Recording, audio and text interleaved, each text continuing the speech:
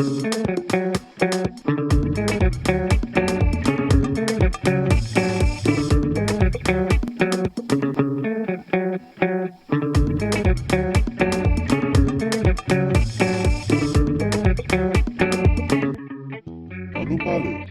everyone. Thank you once again for tuning in to Anu Parle, a show that's dedicated to uplift, educate, and connect all minorities through the Haitian diaspora's point of view.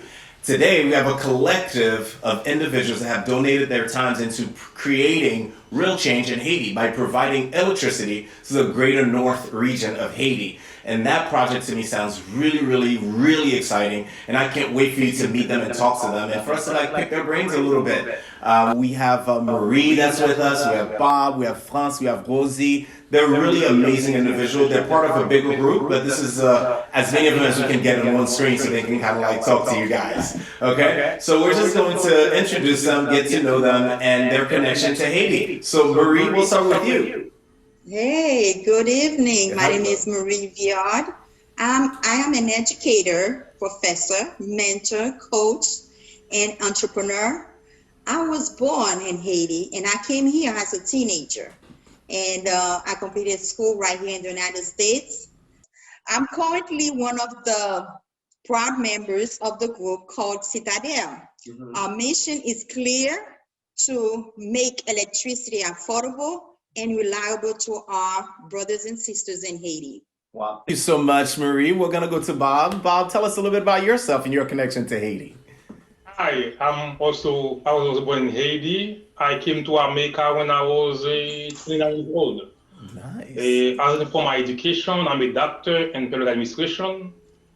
I met Bengue about 7 years ago, talking about the best way to change Haiti, and he talked about the energy project. I was sold, and since then we'll be making headways, talking to governments, to a multinational to get the project working in Haiti. Oh, perfect, perfect. And where are you right now currently? What state are you in? I am in Alabama. Oh, Alabama. That's right. We have Haitians everywhere all over America. So be careful, all right? Let's go ahead, Rosie. Rosie, tell us a little bit about yourself. My name is Rosie DeJean. I was born in Brooklyn, New York, by Haitian family. I did all my education in the United States. I have a degree in international politics. From 2013, I've been interested in going back to Haiti to lend a hand in helping in the economic development process of the country. I met Bengue about 6 years ago, and the rest of the members of AHEAD and Group Citadelle.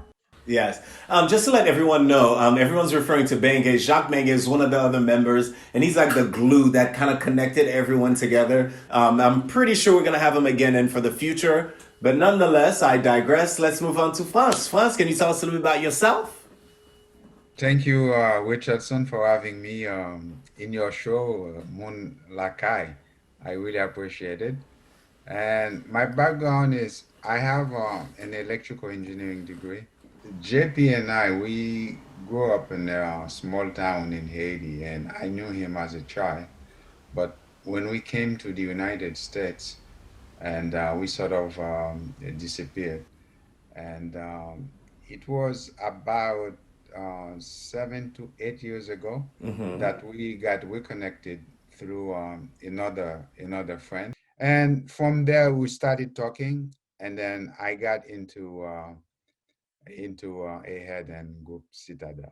So I'm just gonna jump right into it with my first question, because I went and I did a little bit of research, and I saw that there were 4 plants already in the northern part of Haiti that was creating energy. But your goal is to actually just have one that's gonna create energy for the whole area. And this question is for you, France. How are we gonna go about doing that? How do we start doing that? Are we closing those 4 down, or getting the materials from those 4 plants and bringing it there, or just starting from the ground up?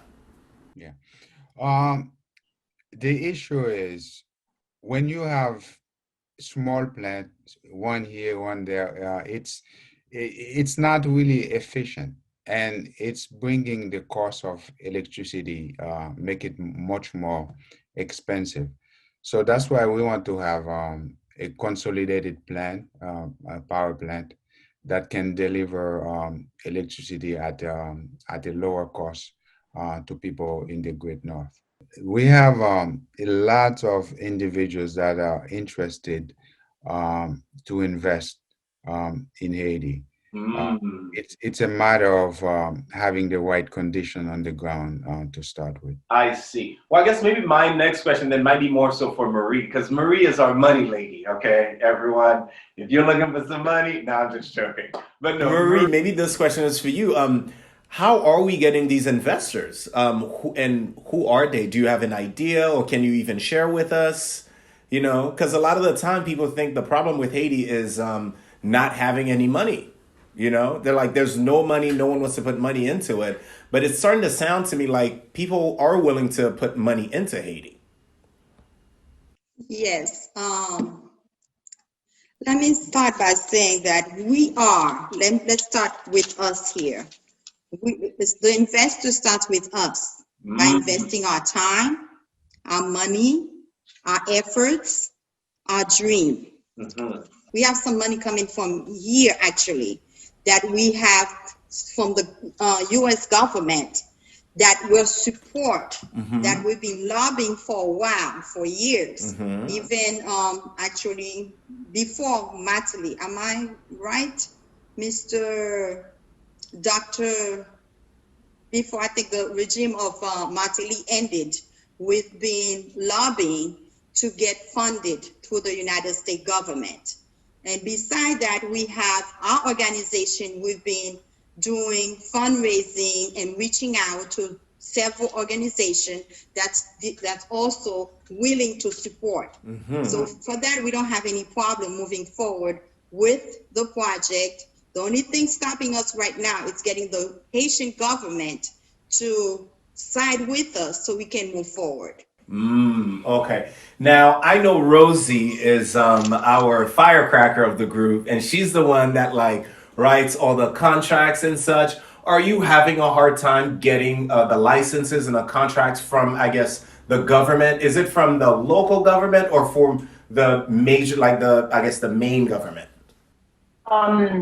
Well, the structure of the Haitian government is centralized.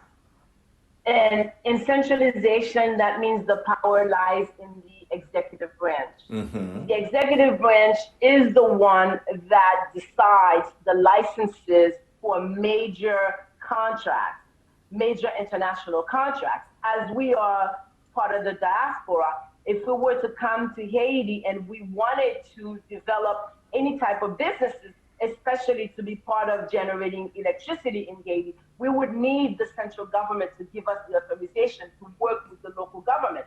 Even though in the Constitution, there is a clause that gives the local government autonomy in seeking investment to develop their communities or their districts. The central government continues to block these processes. Gotcha. And this is where we keep getting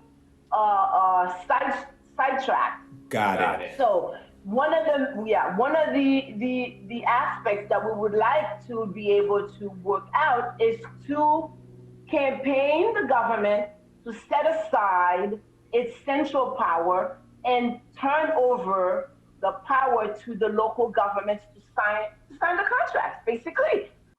Getting the central government to give us the license necessary to operate. Okay, I understand. Wow, I really hope we can get past that. I was going to ask you, what is the importance of having reliable, affordable electricity? How does that translate into a better Haiti or a better economy, besides just me being able to turn on the light and, having lights? How does that translate to commerce? How does that translate to jobs? How does that translate? It's just because in Haiti, we have that mentality that we need powers to turn on the lights. But at the GC, we know power connect cities. When cities are connected, people who live there, they are better equipped to do business. Because, just imagine a family that is using a solar panel, an inverter, and a battery backup system. they spend so much gas, the time to buy gas, and how to sell also. In the economy standpoint, each time you buy a gallon of gas as a gas station is a debt that you create for the government. We're gonna solve that. The issue is not only to produce the energy, but to mass produce. The more we produce, the cheaper it will be for us to sell. So the economy not only will help a businessman and investors, but also help the government. The government subsidizes each gallon of gas. Gotcha. So when you pay 200 goods, the cost is maybe 500 goods. The guy pay 300 for you. When we produce more, is more money that will stay in the government pocket. They can do better things, education, more social projects. That's where we are. That's what we are pushing hard for the people and for the government. So basically, with your plan, what you guys are trying to do, you would actually be alleviating the government of a lot of their money problems and a lot of their issues that they're having. So it would be beneficial for them to actually work with you in order to create a better Haiti. Then that's what it sounds like to me. Yes. Yes, it does. In fact, you can't develop a nation with the type of energy that is being produced in Haiti because it's so costly, number one. Number two, in order to build industries, in order to create large-scale agriculture, in order to create jobs, you need to have cheap energy. You need to have energy that will allow residents to pay, that is affordable to the residents. You cannot develop infrastructure. And the type of energy that is being produced at the moment, it is over the budget of the government, and the majority of the consumers are not able to afford that energy. And that holds the country from developing its economy. Yeah. Marie, I know that you are a business owner in Haiti. And if I wanted to be a business owner like you know what I mean? Boss en charge. If I wanted to be that, like, is it really hard to start a business? And how does the energy, acquiring energy for your business, is that difficult in Haiti? Acquiring energy, in Haiti, and for any business, and even regular residents, have a small store, for example, selling, soda or ice, it's really, it's not beneficial at all. One, when you need, inventor, the small little things that people use batteries to make, I don't know if you guys can hear me. Yes, I can hear you. Yes, people use batteries to create a creative way to get electricity going. Me personally, I am capable of buying something, or someone else who has the money and on hand to do it. Not all small business are able to do it, and it's very costly, like Dr. Bob mentioned. Gas is very expensive in Haiti, more expensive than here, more expensive than here. So imagine a small business, any business, give and take, have to carry the burden to purchase gas in order for them to function. That will take out so much energy. Financially speaking, it will take away certain things that we can do as business, as small business. Let's say, for example, if you have a small business in Haiti, give and take, on average, you probably spend thousands of dollars on gas. And not only gas, not mentioned to keep it going, repair, and so forth. Now, when you spend that money gone waste. Yeah. It's not beneficial to the people that you're serving, and it's not beneficial to our pocket. Yeah. And that money could be used for something else, but instead you use it, it's a waste. It's really like you just flush that money away. Yeah. So our organization here Our focus is to find a way, not only to alleviate the government, but to alleviate the people, because you need the people in order for us to move forward. The people with small businesses. I'm not talking about the one with millions of dollars, the one who have like a few, who has like, let's say, a pack store, a mom store, the corner store, that they'll be able to, these people, believe it or not, these people, they can be a pack store, a mom store, but at the same token, they're probably hiring 2 or 3 people. Yeah. Right there, you're looking at financing, you're looking at employment. Okay, so when these people take that money where they don't have that revenue coming, they're using that money on things that we, on the other side, we can help and assist the government. So the burden can be less burden on them, so they can hire more people. Mm-hmm. They can move, and by doing so, you're looking at education. Okay, that by doing so, you're looking at education. So once people know what to do, and then let's say our organization and the government partner together to open that door, we'll be able to move forward and for better financial and also economical revenue for our people, for Haiti. Perfect. To piggyback on that, Richardson, so just imagine, I mean, at a minimum, whatever level of your business, small or big, at a minimum is $5,000 because you have to get the solar panel. The price are in US to get the batteries in US, and also you have to have a generator. If you have a 24 hours a day, you have to have power between 8 in the morning to 4 in the afternoon. When the sun goes down, you have to get the batteries, at least 6 batteries, and then you have to have the generator to charge those batteries. It's really costly, like Ms. Villard says, it's really costly to do that, and it's money that we waste. And I invest a lot of money in Haiti, but most of our investment are to set up my energy solution in 3 separate locations. Yeah. Is money I could use to grow my business. But the way the Haiti is set up, you have to think about energy before you even think about business.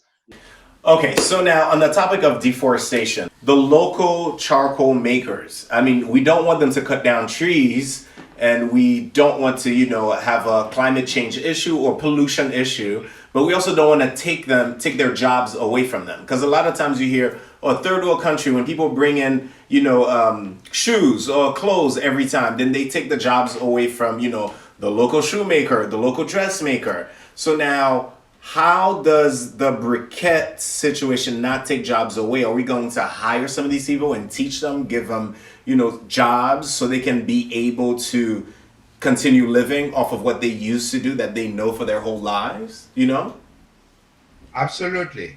We would integrate them into our plan, and we would slowly transition them from what they're doing into the briquette making. And that would give them jobs. They would be able to make a living, and the rest of the country would be able to purchase the briquette at an affordable price. Rosie, now I know in Haiti they do a lot of I don't want to call them pilgrimage, but the kids in school, they go and plant a tree. And they, every summer they're like, okay, let's all plant trees. Let's help out the countries. They're their way of being activists. So my question falls along the lines of, as a young person that's here in America or in Haiti, what can I do to put more pressure on the government? What can I do to put more pressure on, I don't know, the organization that is in charge of the environment in Haiti to create a better Haiti, a safer Haiti? Because I think Bob was saying a dead tree is much more expensive than a live tree. And I hope you can kind of explain that for us a little bit. But for you, Rosie, how can a young person like myself help your cause in your situation? Well, what we've been doing in Haiti in the past couple of years is empower the youth to understand the value of contributing to the development of this city. It is key in developing any economy in any country any community. Planting trees is bringing oxygen to your country and your economy as well. The kids have been doing the program where once a year they go, they plant trees, and then they watch the tree grow, they nurture the tree. What we've been doing, we have two smaller projects within the large project of electricity. We have 2,000 farmers that we're working with. So when we ask them to stop producing the charcoal, we have to give them an alternative. And our alternative is to use part of the bagasse from sugarcane that we are in the process of putting together.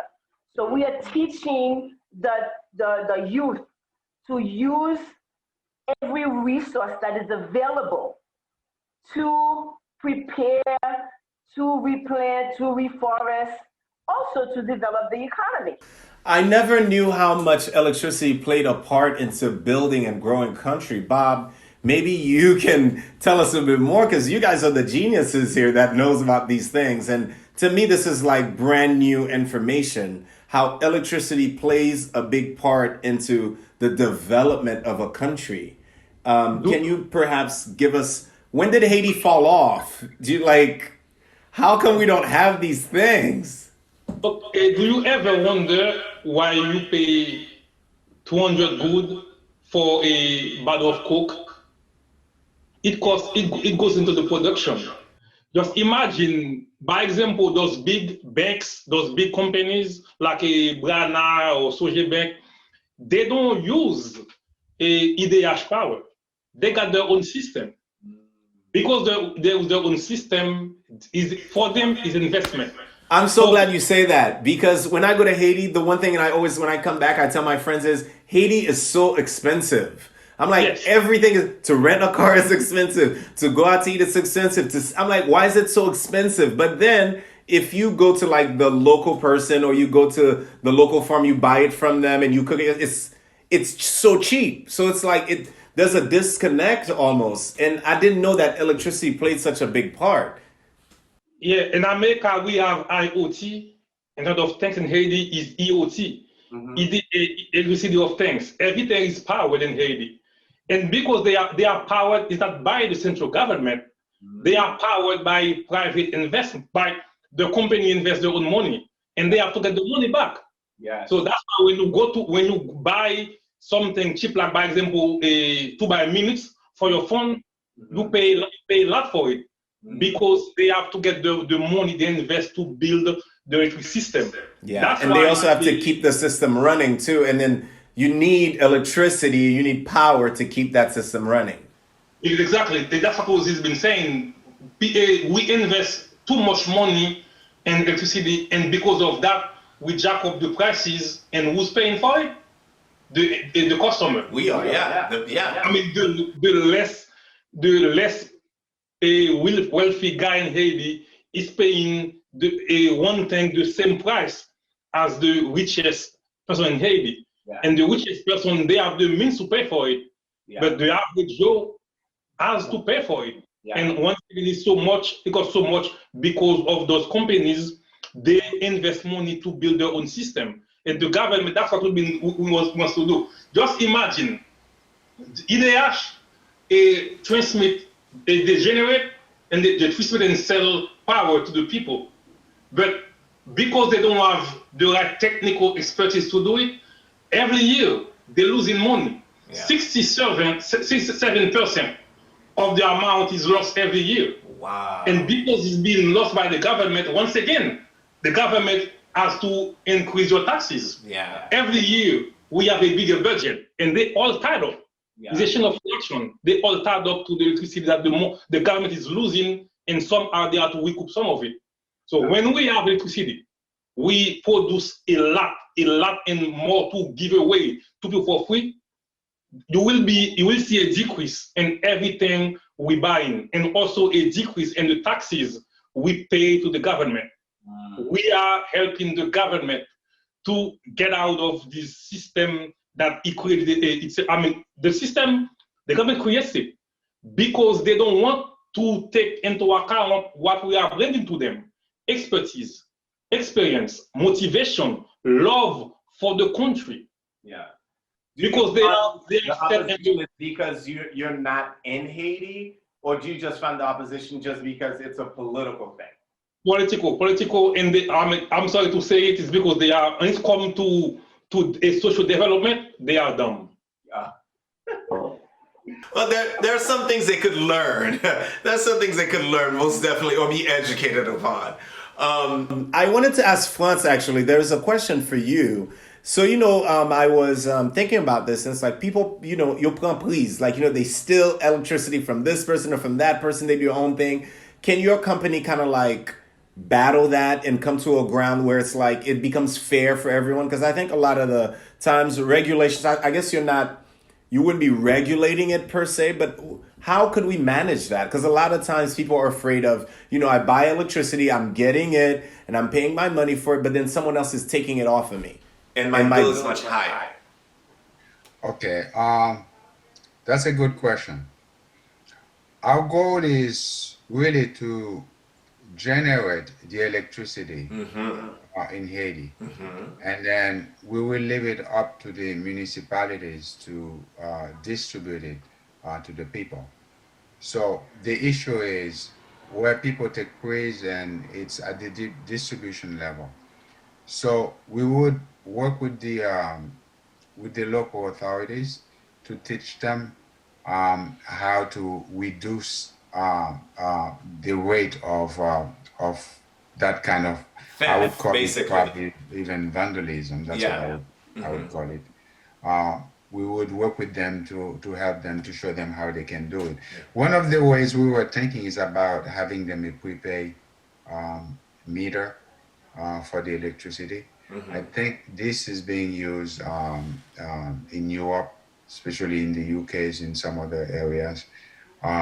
We can do the same in Haiti. Or another thing we can do, if in a particular location and people are doing this, it's become really a big issue, then we can shut down the power in that zone completely. Yeah. And when they see that, they will see the need to stop.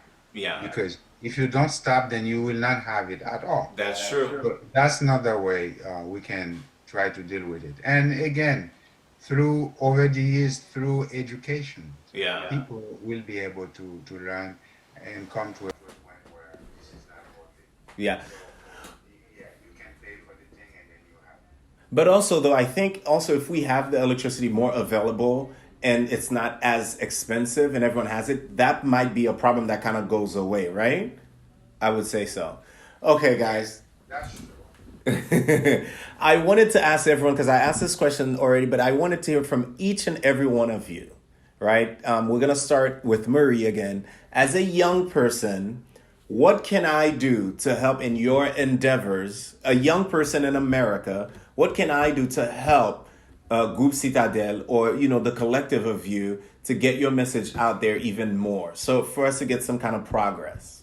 First and foremost, I would say by starting to join an organization. And our organization is the ideal organization that one a young person can be part of to move forward. Because as you can see, we are here, but the majority of us are from Haiti. And also some of us who are here in the group, our children, we're getting our children ready. Like me, for example, I have the millennials in my house and a little bit younger. So I'll make sure I mention to them what's going on, and I get them involved with what I'm doing in Haiti and what I'm doing here.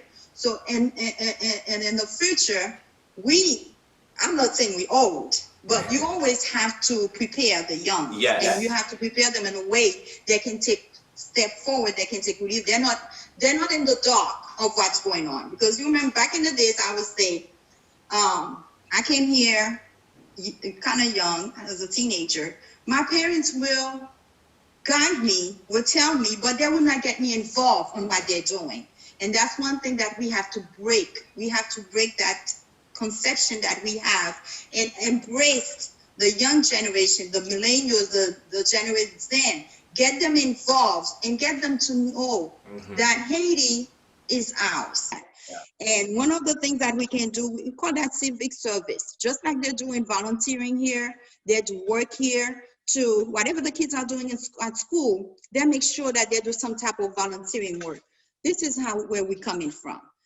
The group Citadelle, we're not only helping develop Haiti financially, energetically, but also socially, to get our young generations to get involved, to come and be part of this.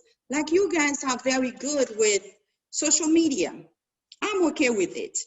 We can use you, okay? When we're going down there, we can use you. We can use you in different avenues. It could be phone calls, internet, you name it, we can use you.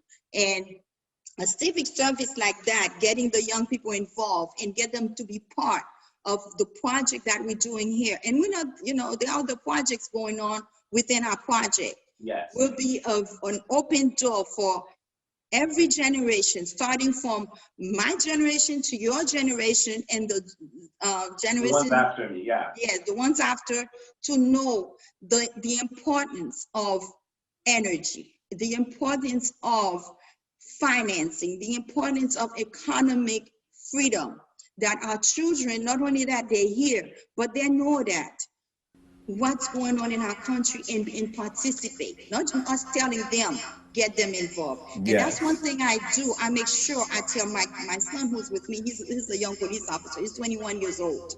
I make sure I told him, he was right there. I told him, I need you to be part of this one day. I want you to sign up one day to, even if it's like a few minutes, be part of this. Yes, if we get you guys involved, that will alleviate some load. Perfect. Us. And you know what? That's exactly what I want to do. And this is the whole premise behind the show. Bob, if you can, give us a quick, answer to that question, that'd be great. I would rather tell you why you should be involved. Yes. You should be involved because this is what we are doing. At this time, this is the problem in Haiti. A Haitian is paying 35 cents per 1 kilowatt hour of electricity. So we are changing that for him to pay 12 cents per kilowatt hour.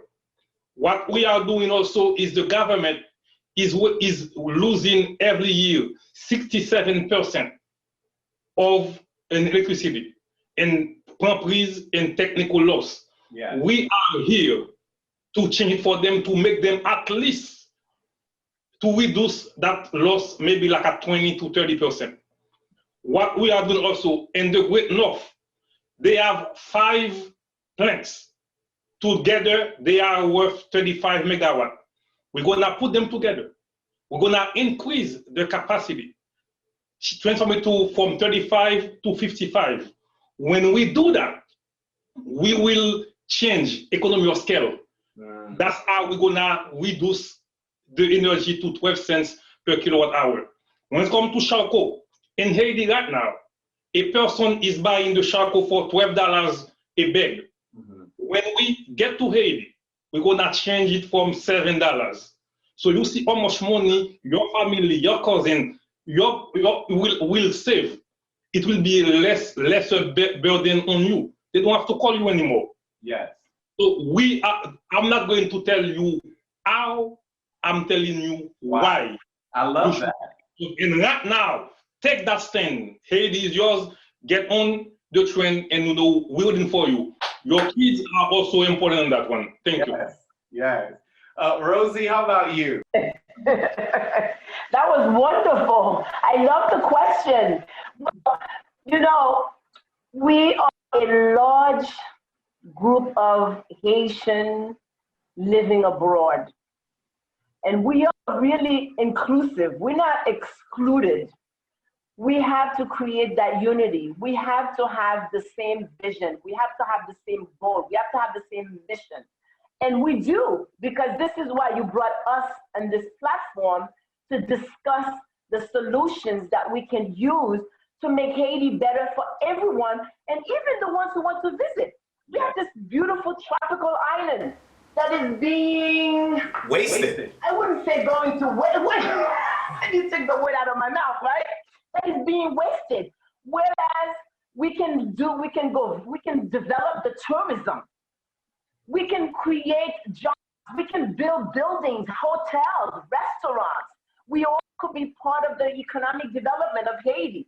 You might want to build a small hotel in Haiti, a bungalow where you invite your friends, you invite your colleagues, you invite the other actors, to come and visit Haiti to show what beautiful island and the culture, the rich culture that we have, the wonderful, the cuisine is outstanding. Oh my God, the aura when they're cooking the food.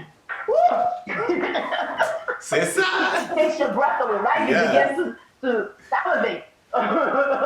However, we want to make sure, we want to encourage the entire Haitian diaspora living in the United States, living in Europe, living in Central America, living in Africa, wherever they are living, to take Haiti at the heart, to take Haiti as a cause, to change the entire system so that the condition of Haiti will become more manageable and will become a more inviting place. Perfect. And France, for you to close us off, you seem to be the technical guy here that knows all the technical things. How long would you say this process will take, and when would you like to see it done? Well, And also piggyback off of their question also and everything that they said. well, it depends on when we get the go ahead to put our foot in the country where we can start building. Yeah. And this really doesn't depend on us. It depends on the leaders there. If they give us the go ahead, yes. It will take within let's say 3 to 5 years. We will change, start going, because the goal is not to keep making traditional charity, like you send money today, you send the next day, and you make a container, and then you send clothing and then all these things, and then this is really like giving somebody a fish. Every day they eat it, and then tomorrow they hungry again. Yeah. So the goal is to change the traditional type of charity and to really do a new model, charity through investment. Mhm. So you could invest, and then you could really teach them, the people, undeserved people in Haiti, how to become entrepreneur themselves. Yeah. Yes, what they need is it's not that they're lazy, they're not. You'll find a lot of them that are hardworking individuals, but they need leadership and orientation. We will need to, if you want to do something, start working with them. Pick a project. For example, if you pick agriculture, you could put those things even for them, not only for local use, but for also to export to other countries. I mean, you can think of it, think big, think of something like this, where you're going to help them to get out of poverty. Okay. Perfect. Thank you so much for answering that. So I have one last thing to ask all of you, as this is the last segment of the show, and it's my favorite part. We ask every guest to pick a Haitian word, a Creole word of the day. Their favorite word, or just a word that they want to just share with everyone. Because we want all the other Haitians out there who don't speak Creole, you know who you are, for them to start getting a little bit of words here and there.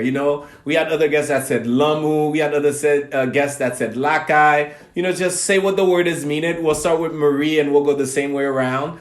But as you guys think about that, I just want to say to everyone out there, if you are young and you love Haiti and you want to do something for Haiti, just remember what they're asking us for us to activate ourselves, pay attention, open up our eyes, and when there are groups or organizations that's doing something out there for Haiti, to put your head in there, to ask questions, to see, hey, how can I be a part of this? And the number one thing that would really move our country right now is electricity, energy. So if we can start getting into those conversations, we don't have to put our money in it, but our energy is they're asking for, right? For us to activate ourselves, to be part of the solution, to be part of these dialogues. I think if we are part of these dialogues, a real change will be made in Haiti. And they're looking like 3 to 4 years. I don't want to miss that train that's happening. So I'm going to get on that train, and I want you to get on that train with me. Okay? So Marie, we'll start with you. What is your Creole word of the day that you want to teach us? All right, my Creole word of the day is tête ensemble. Tête ensemble. Oh, tête ensemble, chai palou. Yes. Oh, tête ensemble. I'm usually hearing it, mais en pile chai palou, but tête ensemble, chai palou. I love that one. Oh, mais ensemble, I believe. If I tête ensemble is good too. If I tête ensemble? I thought it was. Mais ensemble. Yeah, mais ensemble. Okay, mais ensemble, chai palou. Yeah. Mais ensemble, chai palou. Yeah. So mais ensemble, chai palou. Okay. Yeah, chai palou. Together, there's nothing that we cannot lift together. By working together, we can lift anything that is heavy, anything that is difficult. We can take that off. Okay. And for you, Bob. Yeah, my word is a long. Yours is parfait back. Whatever is going at you, just don't stand down. Parfait back, camper là dans boumer ensemble parce que n'a arrivé. All right, Rosie, what about you? Un seul doit pas manger calalou. Un seul doit pas manger calalou. No okra. Yo, I don't know if I can eat okra with my hand because it's flying off. Oh, I love that one. Good one. I love it. Un seul doit pas manger calalou. I love that. Un seul doit pas manger calalou. That's fun for you, sir. Tipa tipa, n'arrive. Tipa tipa? N'arrive. Oh, tipa tipa n'arrive. A little bit by little bit, we will get there. So tipa tipa n'arrive. I love it. I love it. I hope you guys learned some Creole words, and I hope you learned something about, creating energy for the greater north of Haiti. There's Group Citadelle. I'm definitely going to have them back on the show because there's a lot more we can talk about and dive into it. But this was just like, a little appetizer until you're getting to know them. So next time we're talking to them, you're more engaged and you know exactly what they're talking about.